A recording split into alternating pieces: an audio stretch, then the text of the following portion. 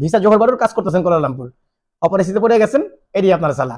আগে যেমন এরকম ছালা হইলে অনেকক্ষণ বসে টসে রাখা সবকিছু চেক চেক করে ছেড়ে দিত, এখন আর ছাড়তেছেও না।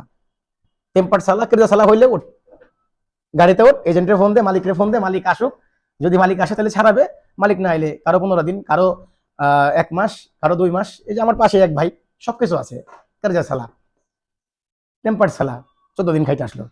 এই জন্য বলি কি, সতর্কতা অবলম্বন করেন। শুধু পাসপোর্ট ভিসা লগে থাকলেই যে আপনারা ছেড়ে দিবে, ব্যাপারটা এরকম না। অনেকে ভাষা বোঝেন না, প্রশ্ন করছে একটা, উত্তর দিচ্ছেন আর একটা।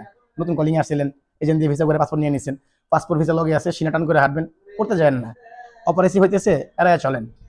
প্রয়োজনে একদিন কাজ কম করেন, তবুও মর্দামি করতে যায় না, সব জায়গায় মর্দামি করতে নেই। বৈধভাবে বসবাস করতেছেন, যাদের কাছে বৈধ ডকুমেন্ট নাই, আপনারা বিনা প্রয়োজনে যেসব অঞ্চলে বাংলাদেশি সহ ফরেনারদের ব্যবসা প্রতিষ্ঠান আনাগোনা বেশি গ্যাদারিং হয়, সেই সব অঞ্চলে এড়ায় চলেন। মালয়েশিয়াতে এত বছর যাবত আছি, কখনো এইরকম অপারেসি দেখি নাই যে কোনো জায়গায় বাদ দিতেছে না। ঝোড় জঙ্গল, রাস্তাঘাট, bus terminal, rail station, super market, এক চাটিয়া বসাইতেছে।